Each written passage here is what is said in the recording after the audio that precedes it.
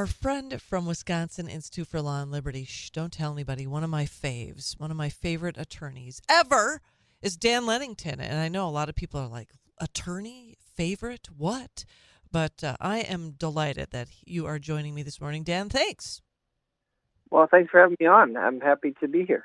Well, I don't know if you heard me say you're one of my faves, but it's true. And I mean, you're just so calm and even keel. And maybe that's just what good attorneys are. I mean, I think you kind of have to be. Another thing I learned about attorneys is the best attorneys are patient. And I realized that that's just not in me to be a patient person. Well, thanks for the compliment. But you have to be really patient when trying to figure out what Tony Evers is up to these days. Right, right. Very good. Excellent segue. Yeah. Well, and I mean, who knew? In fact, when I first saw this, and our friends from Wisconsin right now reported that Governor Evers is using a secret email account. I mean, that's just, I don't know. Is that just sort of the out of the playbook of the left? I mean, do they all do that? Yeah, I don't know. This whole idea of a fictitious email account is really really troubling because when you boil it down, they say, the Evers administration says, well, we needed to create this. First of all, they say, well, everybody's doing it. And that turns out to be not actually true. Tommy Thompson was asked about it. He said absolutely did not do this. And he wasn't even sure he had an email account. Governor Walker had an email account which used his first and his middle name.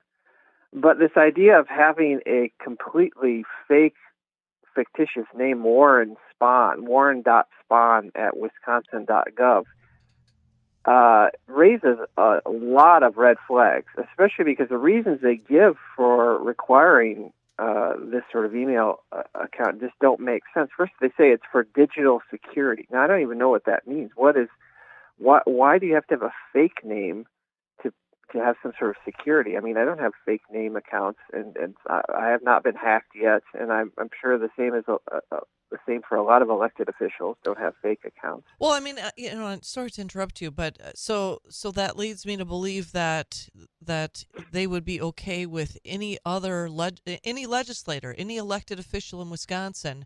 They could have a fake name and they could be doing official Wisconsin business with that email.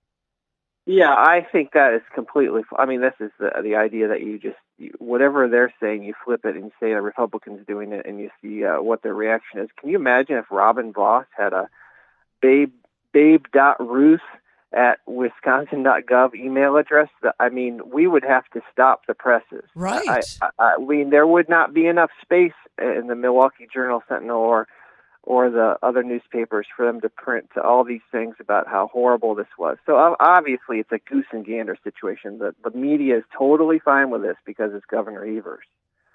But Governor Evers just yesterday said that he needed this email, contradicting his own spokesman. He said he needed the email to manage his work life, basically to make it more efficient, because he's a busy guy. He doesn't need all the distractions of constituents emailing him all the time or people Oh, emailing. So God he needed forbid. because he's so busy doing stuff. I mean, I guess he's vetoing bills is what he's doing, or not managing his subordinates who are having relationships with each other.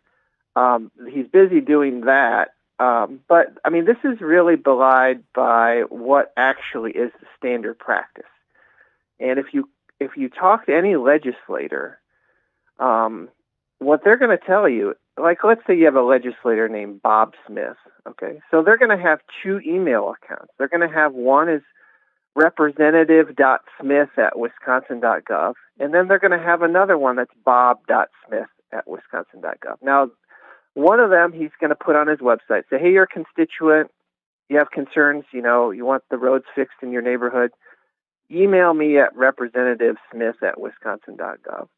And then the other one is going to be used for, emailing his chief of staff or, emailing, Robin Voss, or not in an effort to hide that the email address exists, but to manage. One is for sort of an internal purpose, and one is for constituents to complain about. I'm sure the same is true in the radio business. I'm sure there is an email account that maybe for you or for other radio talk show hosts where listeners can email in. But then there's probably a separate email where you email your HR manager or you email your other employees at the station. I mean, this is not unusual, but the idea that you have to create some sort of fake name, that's the only purpose of that, is to deceive and to hide. That's the purpose, and nothing they have said has contradicted that. They've got caught with their hand in the cookie jar. Now they're in trouble, and now they're making up things and they're switching their story, and it's really shameful. Yeah, well, and so I guess what is Wisconsin Institute for Law and Liberty prepared to do? Well, we filed some open records requests. We're asking for these Warren Spahn emails. We have also asked for some other records. We have heard some substantial rumors that the Evers administration communicates with each other through something called the Signal app. So Signal is an app that you can get on your phone that allows you to text with people, but it has an auto-delete function. So that if you send a text, it'll stay on your phone for maybe 24 hours, or maybe when it's opened, it might be deleted. And it's supposed to be for digital security reasons. But if the Evers administration is actually using this app, as we have been told, and now we filed a public records request asking for information about this, then it would violate a whole nother set of laws, which involve records retention. Because every record created at the state, every communication is a public record, and it can only be archived or disposed of according to a schedule. And there's no sort of schedule that would allow the auto-delete of text messages or Signal app messages or WhatsApp messages. There's all these sort of apps you can get that will basically allow you to communicate someone, and then it's encrypted and it's deleted immediately. But that's not how we do business in the state. And if there are state officials out there using these apps that auto-delete their records, they are destroying public records.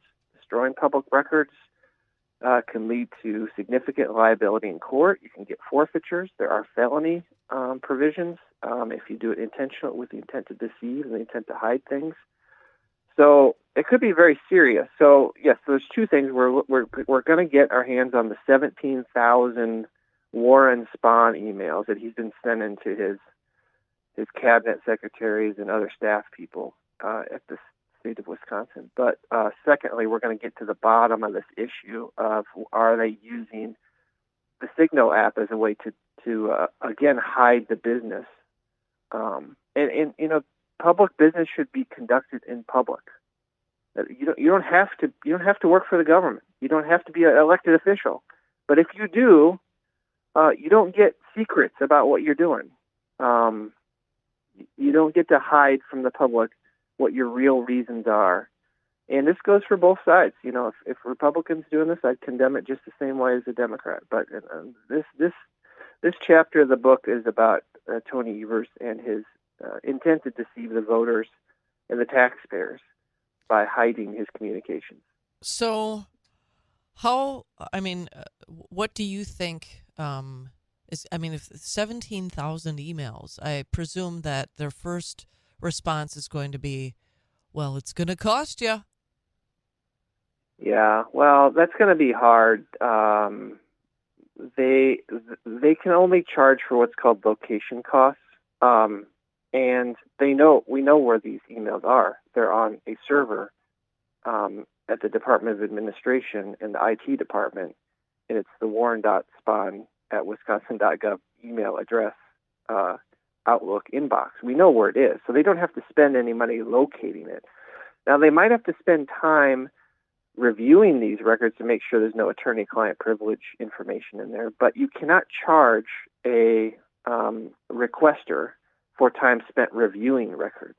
So if that's a good point for any of your listeners, if they ask for public records, they can only charge you for location costs, which is the time searching for a record, which could be like email searches or whatever.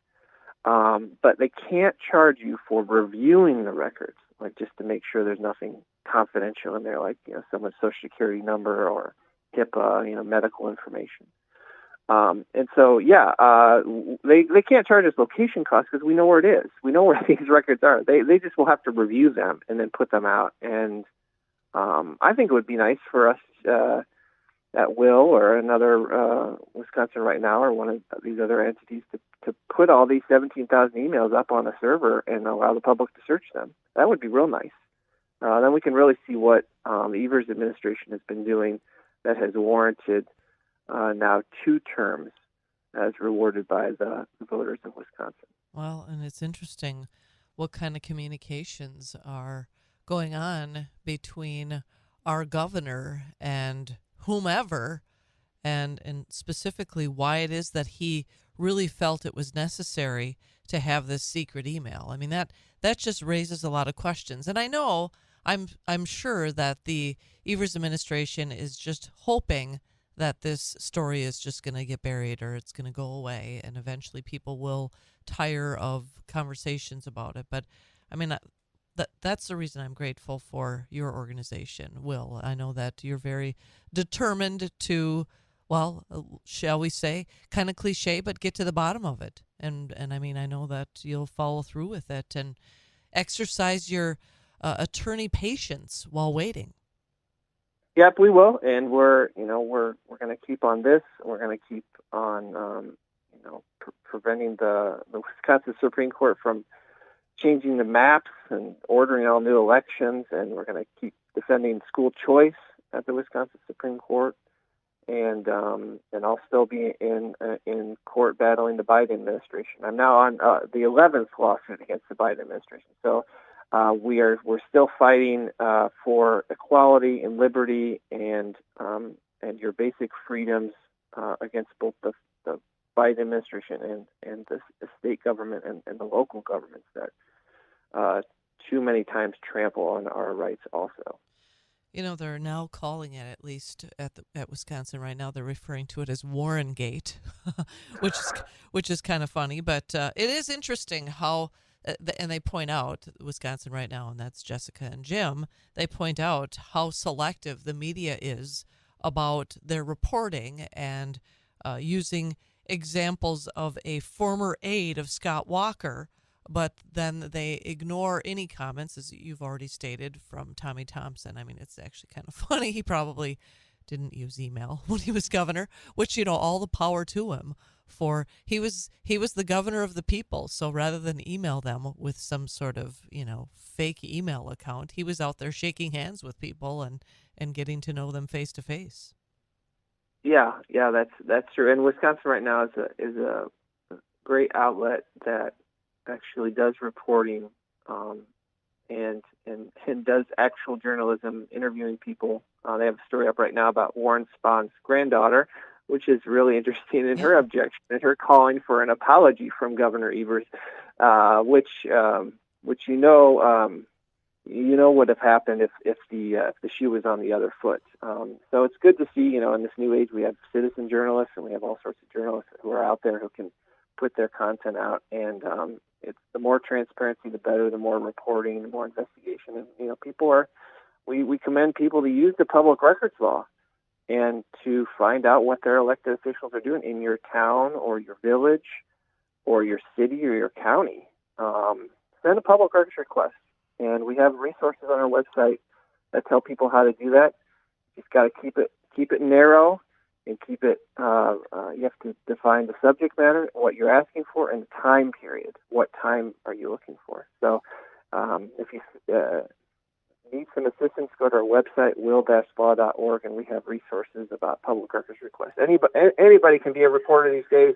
You can get information and put it up on your Facebook group or your X feed or anything you'd like. So I commend people to seek transparency in their local government, because that's where your tax dollars are going, and And we all know that we're paying a lot more taxes right now, and we're getting a lot less services and less accountability.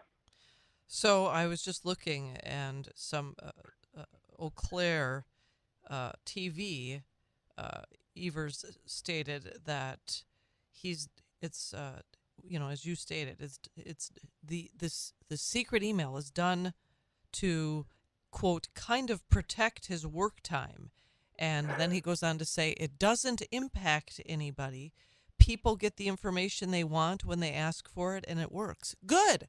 So he's just said that people get the information they want. So subsequently, that must mean he's talking to you, Dan, about the open records requests, and that they will be transparent and open to sharing all of the emails that this account has communicated or has sent and responded to over the course of Tony Evers' time in office.